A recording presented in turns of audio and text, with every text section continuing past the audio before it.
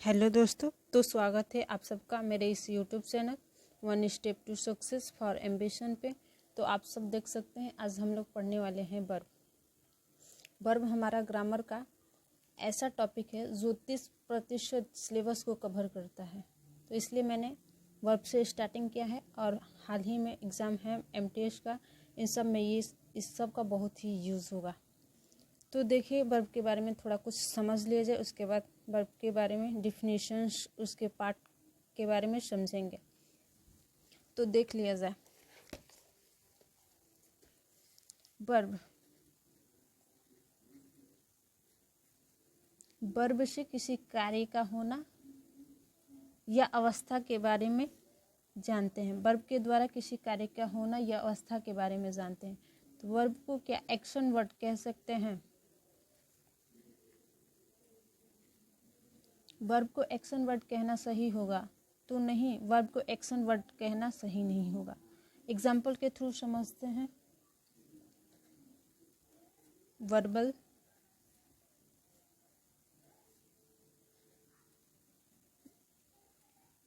Verb बैटिम,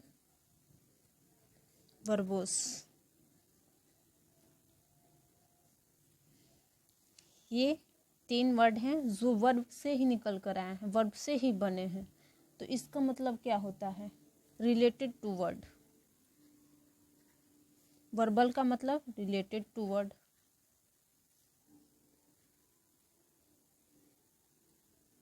related to word. Verbatim का मतलब word for word.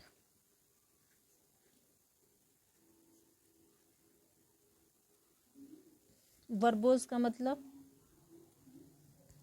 Full of word, full of words. तो जैसा कि आप देख सकते हैं, ये जितने भी वर्ड हैं वर्ब से ही निकले हैं, लेकिन इसका संबंध किससे है? वर्ड से है। तीनों का संबंध किससे है? वर्ड से है। वैसे ही वर्ब को हम वर्ड कहेंगे। वर्ब क्या है? केवल वर्ड, एक्शन वर्ड नहीं, केवल वर्ड है जो कि किसी वाक्य में एक्शन को दर्शाता है, जो किसी वाक्य में एक्शन या स्टेट को दर्शाता है। स्टेट का मतलब अवस्था। वर्ब एक शब्द है जो किसी वाक्य में एक्शन या स्टेट को दर्शाता है, ना कि एक्शन वर्ड है। एक्शन वर्ड कहना गलत होगा। वर्ब एक शब्द है जो किसी वाक्य में एक्शन या स्टेट को दर्शाता है। और ये इसका वर्बल, वर्बेटिम और वर्बोस, इसको याद रखिएगा। एक बार MTS के एग्जाम में इसका पूछ लिया था, वन वर्ड वर्ब सब्स्टिट्यूशन में, वर्बोस फुल ऑफ वर्ड को क्या कहेंगे? तो वर्बोस। तो ये तीनों को याद रखिएगा। एग्जाम के पॉइंट ऑफ व्यू से इसका महत्व बहुत ही ज़्यादा है। कभी कभी पूछ लिया जाता है। वर्ड फॉर वर्ड का वन वर्ड ऑफ सब्स्टिट्यूशन में वर्बेटिम कहते हैं, रिलेटेड टू वर्ब को वर्बल कहते हैं। तो ये याद रखिएगा। तो हमने देख लिया वर्ब को 2 भागों में बांट सकते हैं, एक्शन और स्टेट। एक्शन भी 2 प्रकार का होता है। एक्शन भी 2 प्रकार का होता है, डूइंग और हैपनिंग। डूइंग और हैपनिंग। डूइंग वर्ब और हैपनिंग वर्ब। स्टेट को बीइंग भी बोल सकते हैं, स्टेट को बीइंग वर्ब भी बोलते हैं, स्टेट वर्ब को बीइंग वर्ब भी बोल सकते हैं। तो एग्जाम्पल समझ लिया जाए कुछ डूइंग का, हैपनिंग और स्टेट का। तो हमने क्या देखा? वर्ब एक वर्ड है जिसे 3 भाग में बांट सकते हैं, 2 भाग में बांट सकते हैं, सॉरी, एक्शन और दूसरा स्टेट। एक्शन वर्ब और स्टेट वर्ब। और इस एक्शन को 2 पार्ट में बांट सकते हैं, डूइंग वर्ब और happening verb.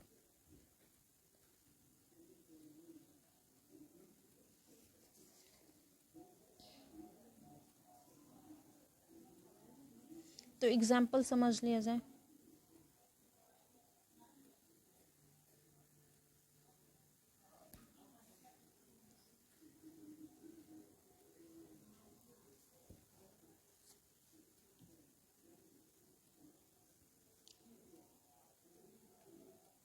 Ram laughed loudly.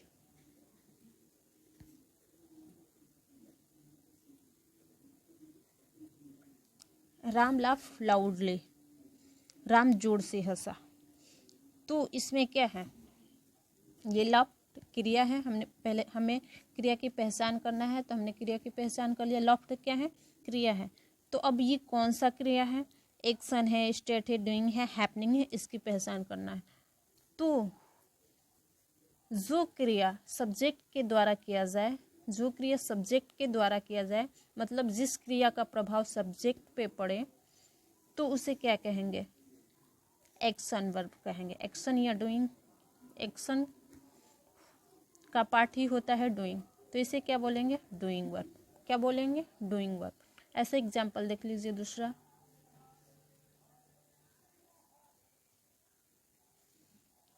Ram fell down, Ram नीचे गिर गया। तो गिरने में राम कुछ किया नहीं, अपने आप ही हो गया, अपने आप क्रिया घटित हो गई। इसमें सब्जेक्ट का कोई एक्शन नहीं करना पड़ा, ये अपने आप ही क्रिया घटित हो गई। फेल, गिरना, क्रिया अपने आप ही घटित हो गई। तो इसे किस में रखेंगे, हैपनिंग। अपने आप ही स्वतः ये क्रिया हो गई, तो इसे क्या बोलेंगे, हैपनिंग। यहाँ पे लेफ्ट क्या था, डूइंग। यहाँ पे एक्शन हो रहा था, एक्शन में कौन सा, डूइंग। और देख लिया जाए तीसरा एग्जाम्पल,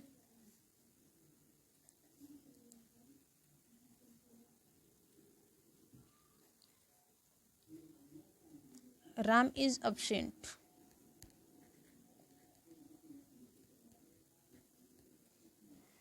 राम इज अब्सेंट। तो यहाँ पे इज क्रिया है, is, am, are, was, were, being, being में रखते हैं, बीइंग क्रिया में रखते हैं, स्टेट को ही बीइंग बोलते हैं, स्टेट को ही क्या बोलते हैं, बीइंग। तो यहाँ पे कौन सा क्रिया है, स्टेट या तो बीइंग। एक और एग्जांपल ले लेते हैं, सीता इज अब्सेंट,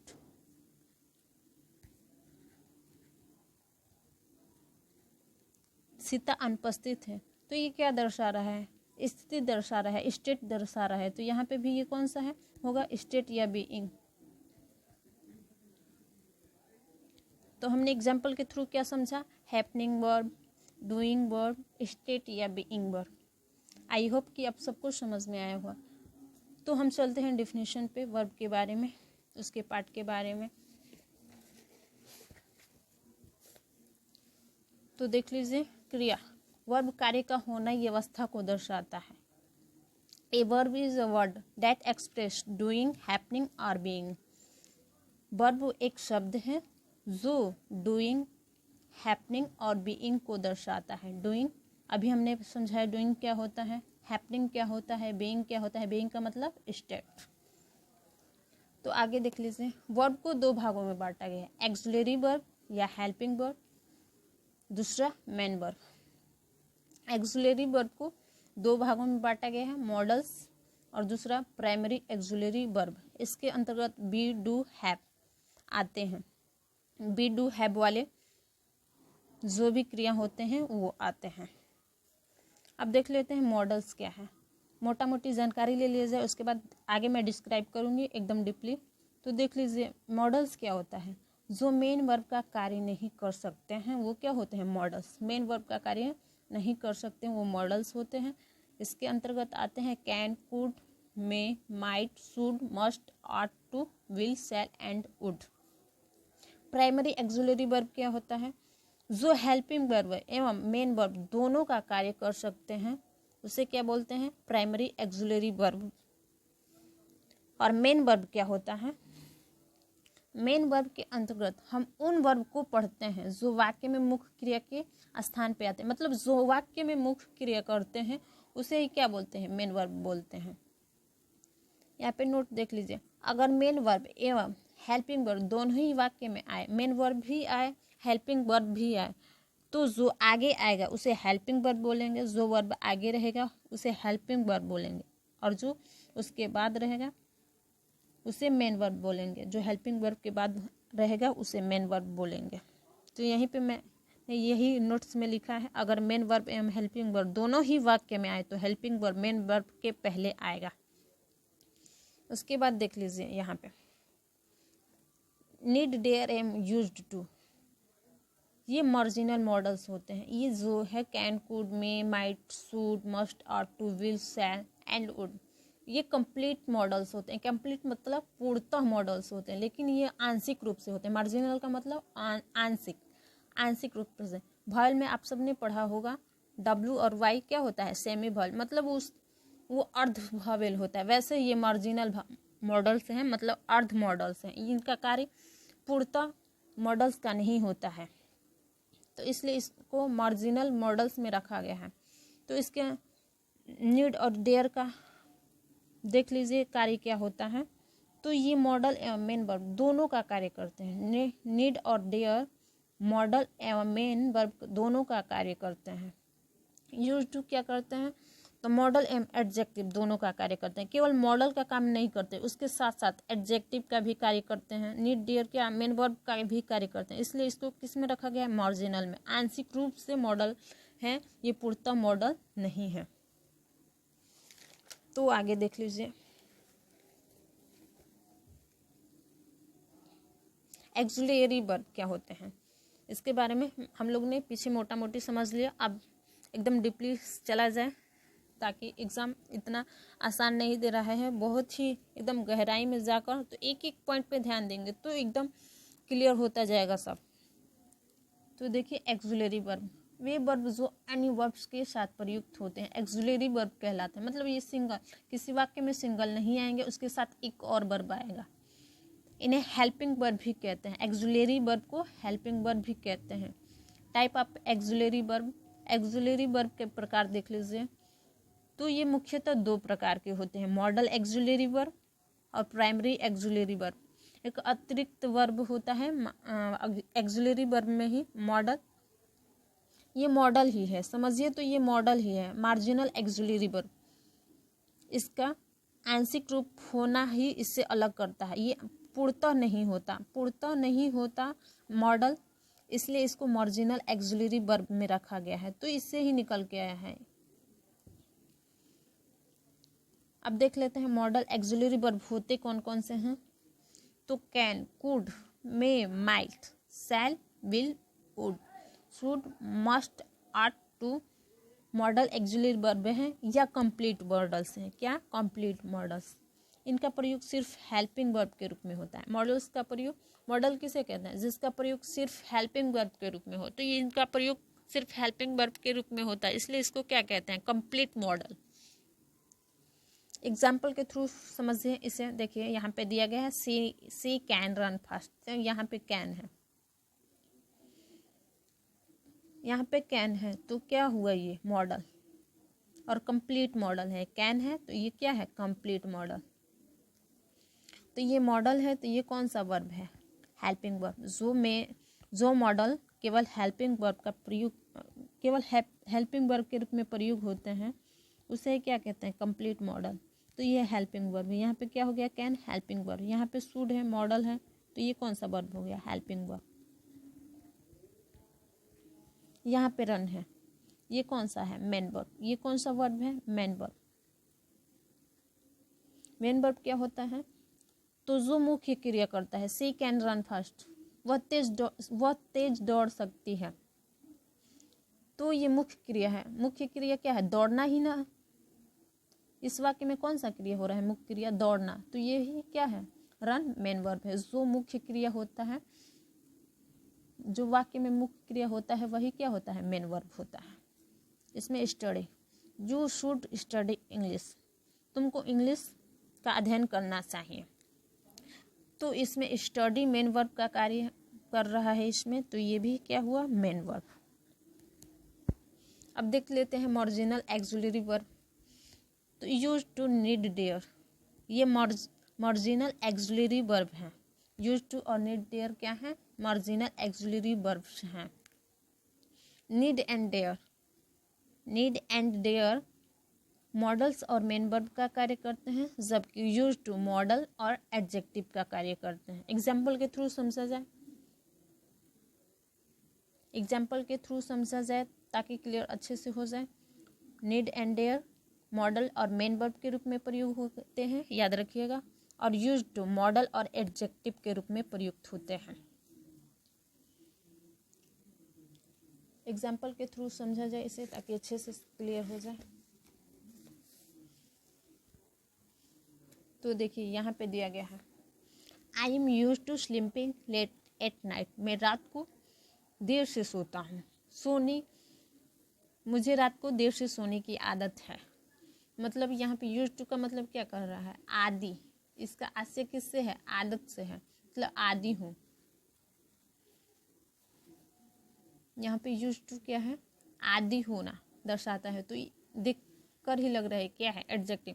एडजेक्टिव क्या करता है, किसी के गुण दोष से गुण और दोष को बताता है। तो यहाँ पे आदि है, तो गुण हो या दोष हो, जो भी हो, लेट से सोने की आदत वैसे बैड हैबिट्स ही होती है, तो ये क्या है, दोष है। तो यहाँ पे यूज टू क्या बता रहा है, दोष। तो यहाँ पे एडजेक्टिव का कार्य कर रहा है। किसका कार्य कर रहा है, एडजेक्टिव। तो देखिए यूज टू मॉडल्स होते हुए भी एडजेक्टिव का कार्य कर रहा है, इसलिए इसको किस में रखा गया, मार्जिनल मॉडल्स में रखा गया है। फिर दूसरा एग्जाम्पल देख लेते हैं, आई यूज टू स्लीप लेट। मैं रात को देर से सोता था। मैं रात को क्या करता था, देर से सोता था। तो यहाँ पे यूज टू क्या बता रहा है, सोता था, मतलब पास्ट, बीत चुका, अभी नहीं सोता है। इसमें क्या था, रात को देर से सोने की आदत है। मुझे रात को देर से सोने की आदत है, अभी भी है, मतलब कंटिन्यू है। यहाँ पे कंटिन्यू अभी भी है, तो इसलिए इसे आदत बोलेंगे। और यहाँ पे क्या है, सोता था, मैं देर तक सोता था, मैं देर तक सोता था। आई यूज टू स्लीप लेट। तो यहाँ पे यूज टू क्या है, पार्ट्स बता रहे हैं, मतलब पार्ट्स में वो सोता था, मतलब ये पहचान करा रहा है, टेंस की पहचान करा रहा है कि पास्ट में वो क्या करता था। इस सेंटेंस की टेंस की पहचान करा रहा है। तो यहाँ पे ये क्या होगा,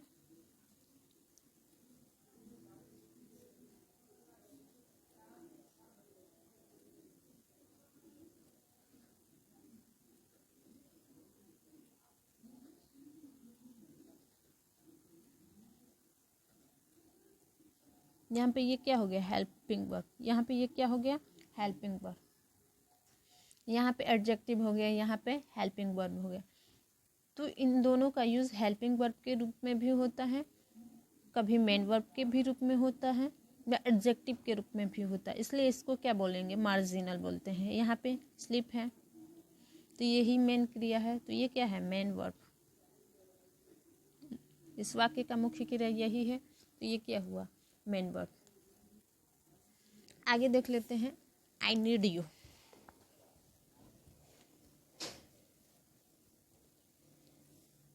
हेल्पिंग वर्ब का यूज ये भी समझिएगा, हेल्पिंग वर्ब किसी वाक्य की टेंस की पहचान कराता है, किसी वाक्य में टेंस की पहचान कराता है, काल की पहचान कराता है कि वो क्रिया किस काल में हुई है, प्रेजेंट में हुई है, पास्ट में हुई है, या फ्यूचर में हुई है। तो हेल्पिंग वर्ब का कार्य ये भी हो सकता है कि किसी सेंटेंस में वो क्रिया की पहचान कराता है कि वो कब हुई है, किस काल में हुई है, प्रेजेंट में हुई है, फ्यूचर या पास्ट में हुई है।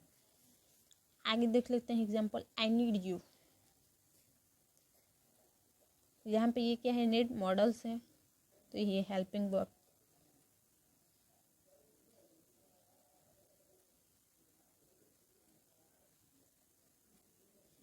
देखने में क्या लग रहा है, हेल्पिंग वर्ब होगा। मैंने अभी बताया नीड और डेयर, नीड एंड डेयर क्या मॉडल्स और मेन वर्ब दोनों का कार्य करते हैं। यहाँ पे देखने में ये हेल्पिंग वर्ब लग रहा है ना, नीड। लेकिन जब वाक्य में एक ही क्रिया हो, जब वाक्य में एक ही क्रिया, इसमें कोई क्रिया दिख रही है नीड के अलावा नहीं, तो जब वाक्य में क्रिया हो तो हेल्पिंग वर्ब ही क्या बन जाता है, मेन वर्ब। हेल्पिंग वर्ब ही क्या बन जाता है, मेन वर्ब बन जाता है। तो यहाँ पे हेल्पिंग वर्ब कहना गलत होगा, हमारा मेन वर्ब सही है। जब वाक्य में एक ही क्रिया हो तो हेल्पिंग वर्ब ही क्या बन जाता है, मेन वर्ब। तो यहाँ पे हमने देख लिया नीड का प्रयोग मेन वर्ब के रूप में हुआ। आगे देख लेते हैं, you need not come tomorrow. You need not come tomorrow,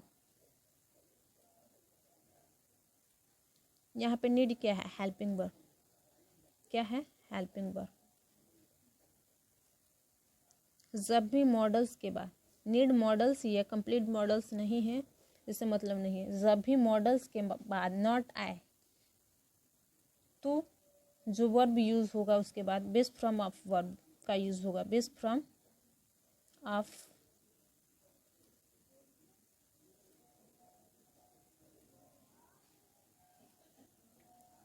base form of verb का प्रयोग होगा। बेस फॉर्म ऑफ वर्ब मतलब क्रिया का मूल रूप का प्रयोग होगा। जब भी मॉडल्स के बाद नॉट आए तो क्रिया का मूल रूप का प्रयोग करेंगे हम लोग। क्रिया का मूल रूप का मतलब उसके आगे कोई भी प्रीफिक्स नहीं रहेगा। इसके आगे कोई भी प्रीफिक्स है टू या कोई भी नहीं। तो जब भी मॉडल्स के बाद नॉट दिखे हमें तो जो उसके बाद क्रिया आएगी बेस फ्रॉम ऑफ वर्ब होगा, मतलब क्रिया का मूल रूप होगा, उसके आगे कोई भी प्रीफिक्स नहीं रहेगा। यहाँ पे देख लीजिए, she does not dare to come home late. यहाँ पे डज दिख रहा है, ये डज क्या है, हेल्पिंग वर्ब। जो पहले आता है वो क्या हो गया, helping verb. Not dare to come, यहाँ पे डेयर क्या हो गया, यहाँ पे डज हेल्पिंग वर्ब हो गया। उसके बाद डेयर, डेयर आए हैं तो डेयर क्या हो गया, हेल्पिंग वर्ब के बाद जो वर्ब आएगा वो क्या होता है, मेन वर्ब। Main verb. उसके बाद ये जानते ही हैं, अभी मैंने बताया बेस फ्रॉम ऑफ वर्ब है, मतलब क्रिया का मूल रूप। ये to plus base from of verb है। आगे देख लेते हैं, I dare not enter his room without permission. तो यहाँ पे डेयर, यहाँ पे डेयर क्या है, हेल्पिंग वर्ब। क्या है, हेल्पिंग वर्ब। हेल्पिंग वर्ब मतलब मॉडल्स भी है, मॉडल्स को हेल्पिंग वर्ब के रूप में प्रयुक्त करते हैं, तो हेल्पिंग वर्ब। यहाँ पे नॉट मैंने बताया, जब भी मॉडल्स के बाद नॉट आए तो क्रिया का मूल रूप प्रयुक्त करते हैं। तो यहाँ पे कोई भी प्रीफिक्स नहीं है, सही है। यहाँ पे टू रहता है तो ये कहना गलत होता है, नॉट टू इंटर, यहाँ पे टू नहीं लग सकता, कोई भी प्रीफिक्स नहीं लग सकता अगर मॉडल्स के बाद नॉट आया है तो ये क्या है, base from of verb. Base from of क्या है, वर्ब।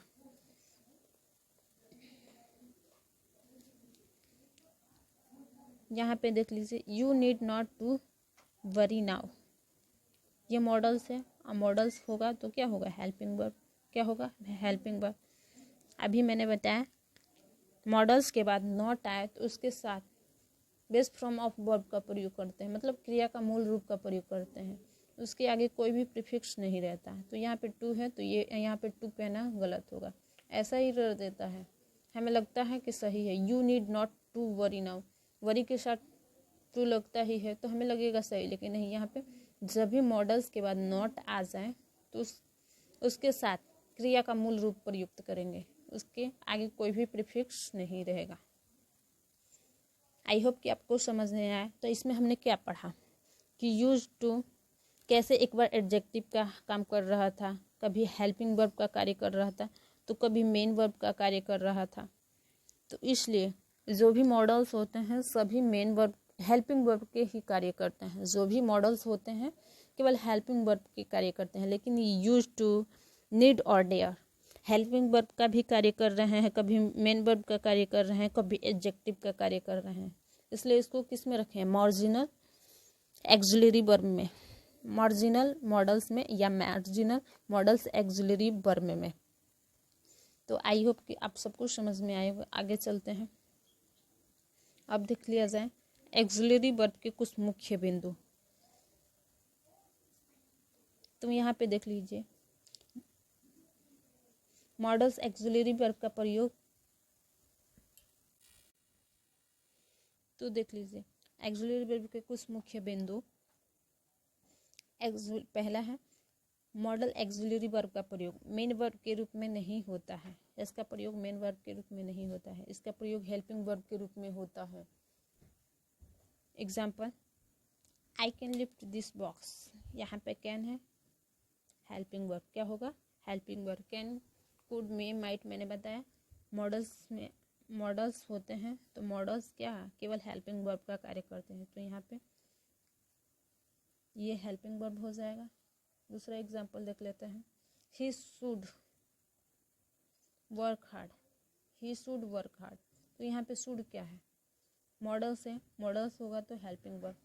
मॉडल्स किसी वाक्य में हेल्पिंग वर्ब का कार्य करते हैं। तो हमने देख लिया मॉडल्स सिर्फ हेल्पिंग वर्ब का कार्य करते हैं, जो नहीं करेंगे, जो मॉडल केवल हेल्पिंग वर्ब के कार्य नहीं करेंगे, उसके अतिरिक्त मेन वर्ब का भी कार्य करेंगे, एडजेक्टिव का भी कार्य करेंगे, तो उसे किस में रखे हमने, मार्जिनल में रखे। आगे देख लेते हैं। Modal auxiliary verb non finite verb होता है, मतलब चेंज नहीं होता, उसका रूप चेंज नहीं होता है। नॉन फाइनाइट का मतलब रूप उसका चेंज नहीं होगा। इसका प्रयोग सभी नंबर्स तथा पर्सन के सब्जेक्ट के साथ हमेशा एक ही रूप में होता है, अर्थात इसके रूप फॉर्म में कोई परिवर्तन नहीं होता। अगर सब्जेक्ट पर्सन या उसकी संख्या में परिवर्तन हो तो भी फर्स्ट पर्सन के साथ भी उसका रूप वही रहेगा, सेकेंड पर्सन के साथ भी उसका रूप वही रहेगा। सिंगुलर पुलर साथ सब्जेक्ट हो उससे कोई फर्क नहीं पड़ेगा, उसका रूप एक ही रहता है। देख लीजिए यहाँ पे example, she can help you, तो यहाँ पे कौन सा सब्जेक्ट है, सिंगुलर सब्जेक्ट देखने में लग रहा है। सी क्या है, सिंगुलर सब्जेक्ट, तो यहाँ पे मॉडल्स है कैन, तो ये कैन ही है। यहाँ पे देख लीजिए यू कैन डू इट, इसमें यू क्या है, प्लूरल है, प्लूरल के साथ भी इसका रूप परिवर्तित हुआ नहीं, सिंगुलर के साथ भी वही था, प्लूरल के साथ भी क्या था, वही कैन ही था, तो इसके रूप में कोई परिवर्तन नहीं होता है। दूसरा पॉइंट देख लीजिए, आउट टू तथा यूज टू। आउट टू तथा यूज टू के बाद बेस फ्रॉम ऑफ वर्ब का प्रयोग करते हैं, बेस फ्रॉम ऑफ वर्ब का प्रयोग करते हैं, मतलब क्रिया के मूल रूप का प्रयोग करते हैं आउट टू या यूज टू के बाद। देख लीजिए, we ought to respect our parents, मतलब रिस्पेक्ट के पहले कोई प्रीफिक्स आया नहीं, ये टू है, आउट टू, आउट वाला टू है, यहाँ पे टू और जोड़ दे तो डबल टू हो जाएगा, तो आउट टू के या यूज टू के बाद कोई भी वर्ब आएगा तो वो अपने मूल रूप में आएगा, मूल रूप में आएगा, उसके पहले कोई भी प्रीफिक्स नहीं रहेगा, इसके पहले कोई भी प्रीफिक्स है नहीं, ये टू है तो ये यूज्ड का टू है, ये आउट का टू है। तो आगे देख लेते हैं primary axillary verb. Primary axillary verb क्या होता है, तो ये मेन वर्ब और हेल्पिंग वर्ब दोनों का कार्य करते हैं। क्या करते हैं, ये मेन वर्ब और हेल्पिंग वर्ब दोनों का कार्य करते हैं। इसके अंतर्गत आने वाले वर्ब हैं, प्राइमरी एक्सिलरी वर्ब के अंतर्गत आने वाले वर्ब हैं बी, डू, हैव। इसके फॉर्म देख लीजिए, तो बी का फॉर्म होता है be, is, am, are, was, were, been. Do का होता है do, does, did, done. Do, does, did, done. Okay, आगे देख लेते हैं हैव का फॉर्म। हैव का फॉर्म होता है हैज, हैव, हैड, हैड। ये भी क्या है, बेस फ्रॉम ऑफ वर्ब है। क्या है, base from of verb, base from of verb, base from of verb है। ये कौन सा है, वर्ब प्लस वर्ब के साथ एस या ई एस वाला फॉर्म है। ये एम, ये अपवाद एक्सेप्शन है, ये एम एक ही फॉर्म होता है एम का। ये आर क्या है, वर्ब का फर्स्ट फॉर्म है, वर्ब का फर्स्ट फॉर्म। वाज वर्ब क्या है, वर्ब का सेकेंड फॉर्म। ये बिन क्या है, वर्ब, बिन का प्रयोग कब होता है, वर्ब के थर्ड फॉर्म के साथ। उसके बाद डू क्या है, वर्ब का फर्स्ट फॉर्म है, डू क्या है, वर्ब का फर्स्ट फॉर्म। डज क्या है, वर्ब का फर्स्ट फॉर्म प्लस एस या ई एस। डिड क्या है, वर्ब का सेकेंड फॉर्म। डन क्या है, वर्ब का थर्ड फॉर्म। हैज क्या है, वर्ब के फर्स्ट फॉर्म के साथ एस या ई एस। हैव क्या है, वर्ब का फर्स्ट फॉर्म है। ए हैड क्या है, वर्ब का सेकेंड फॉर्म। हैड क्या है, ये वाला वर्ब का थर्ड फॉर्म। तो हमने देख लिया प्राइमरी एक्सिलरी वर्ब के अंतर्गत क्या आते हैं, बी, डू, हैव। बी का फॉर्म देख लिया, डू का फॉर्म देख लिया, हैव का फॉर्म देख लिया।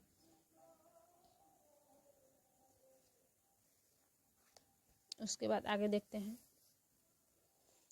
हैव का प्रयोग। हैव का प्रयोग possession is am are was word का प्रयोग आप सब जानते ही होंगे। इसका प्रयोग किसमें? सिंपल प्रेजेंट टेंस में होता है इज एम का प्रयोग। आर का प्रयोग प्लूरल के साथ होता है, प्लूरल प्रेजेंट में होता है, सिंपल प्रेजेंट टेंस में होता है प्लूरल सब्जेक्ट के साथ। उसके बाद वाज वर्ड का किस में होता है? यूज पास्ट में होता है, सिंपल पास्ट टेंस में। बिन का प्रयोग किस में होगा? थर्ड फॉर्म में होगा।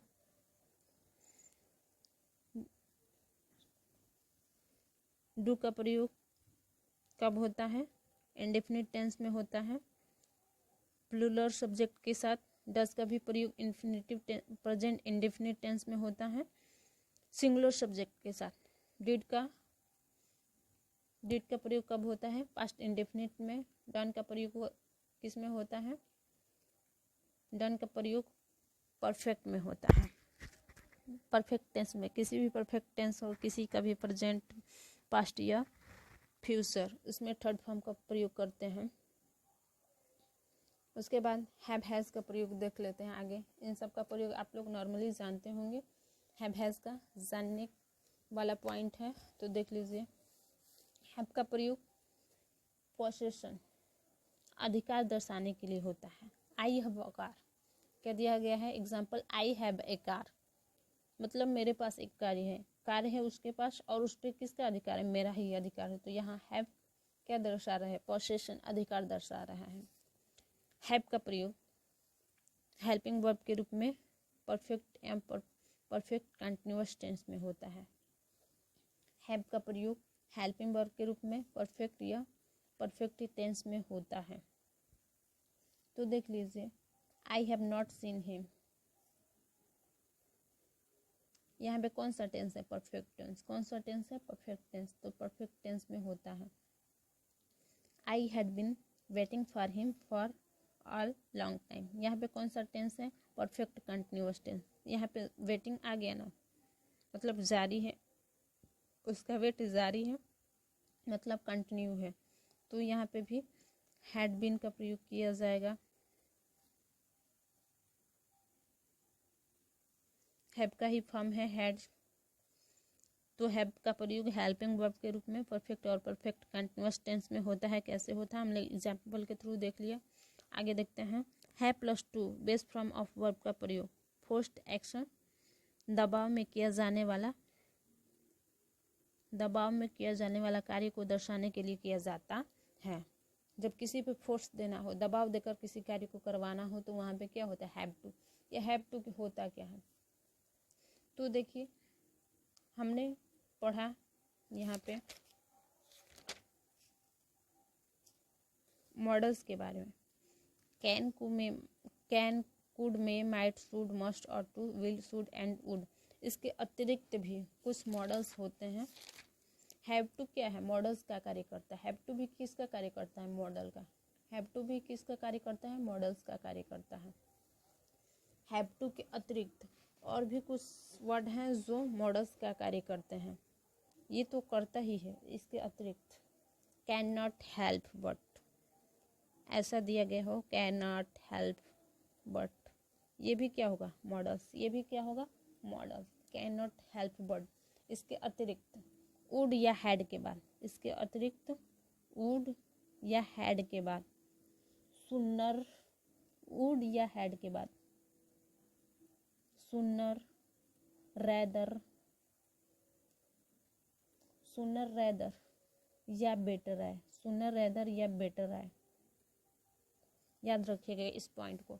हैव टू भी मॉडल्स में आता है। इसके अतिरिक्त can not help but, would या हैड के बाद सुनर, रेड, बेटर आए। बेटर एक सिंगल वर्ड बेटर भी रहेगा तो किस में आएगा? मॉडल्स में ही कहीं कहीं इसका यूज हो जाता है। तो इसका प्रयोग हैव टू का प्रयोग किसके लिए किया जाता है? हैव टू क्या होता है हमने देख लिया, मॉडल्स होता है। इसके अतिरिक्त भी और भी मॉडल्स होते हैं, कहीं कहीं देखने को मिलता है। Can not help but, would या हैड के बाद सुनर, रेदर या बेटर आए, या केवल सिंगल वर्ड बेटर आए, तो वो क्या होता है? मॉडल्स होता है। तो इसका हैव टू का प्रयोग किस में किया जाता है? दबाव, किसी पे दबाव देकर कार्य करवाना हो तो वहाँ पे हैव टू का प्रयोग करते हैं हम लोग। तो यहाँ पे देख लीजिए, I have to work hard, I have to work hard, मुझे कठिन परिश्रम करना पड़ता है, मतलब उससे का मन नहीं है, उससे करवाया जाता है, मतलब कठिन परिश्रम करना पड़ता है, ना चाह के भी करता है। तो यहाँ पे हैव टू का प्रयोग देख लिया हमने, किसके लिए किया गया? दबाव, फोर्स के लिए किया गया। She had to leave her job, उसे अपनी जॉब छोड़ना पड़ा। तो यहाँ पे भी उस छोड़ना नहीं चाहते थे, उस पर दबाव बनाकर छोड़ाया गया। तो ये क्या है? दबाव, दबाव को दर्शा रहा है। यहाँ पे देख लीजिए, अब मेन वर्ब हेल्पिंग वर्ब के रूप में इसका प्रयोग देख लेते हैं। आई एम ए डॉक्टर, तो मैंने बताया जब वाक्य में एक ही क्रिया हो, जब वाक्य में एक ही क्रिया हो तो वो हेल्पिंग वर्ब, हेल्पिंग वर्ब देखने में लग रहा है एम क्या है? हेल्पिंग वर्ब, लेकिन हेल्पिंग वर्ब नहीं, ये हेल्पिंग वर्ब नहीं है। जब वाक्य में एक ही क्रिया हो तो हेल्पिंग वर्ब भी क्या बन जाता है? Main verb. हेल्पिंग वर्ब भी क्या बन जाता है? Main verb. देखने में ये लगेगा क्या है? हेल्पिंग वर्ब, आप मार के भी चले आओगे हेल्पिंग वर्ब, लेकिन नहीं, याद रखिएगा जब वाक्य में एक ही क्रिया हो तो हेल्पिंग वर्ब भी क्या बन जाएगा? मेन वर्ब बन जाएगा। यहाँ पे देख लीजिए, he was working hard, he was working hard, यहाँ पे दो वर्ब दिख रहा है, वाज और वर्किंग दिख रहा है आपको। तो देखिए यहाँ पे ये क्या हो जाएगा? हेल्पिंग वर्ब, हेल्पिंग वर्ब पहले आएगा, उसके बाद वाला क्या हो जाएगा? Main verb. मुख्य कार्य का होना हो रहा है इस वाक्य में, तो यहाँ पे ये मेन वर्ब हो जाएगा। He has been to London, यहाँ पे देख लीजिए,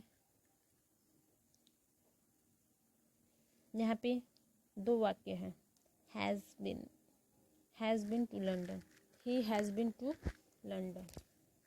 तो यहाँ पे हैज़ क्या हो जाएगा? यहाँ पे हैज़ क्या हो जाएगा? Helping verb. क्या हो जाएगा? Helping verb. इसके अतिरिक्त ये बिन क्या हो जाएगा? Main verb. बिन क्या हो जाएगा? Main verb. जब हेल्पिंग वर्ब के बाद कोई वर्ब आता है, जब हेल्पिंग वर्ब के बाद कोई वर्ब आता है तो वो क्या हो जाता है? मेन वर्ब हो जाता है।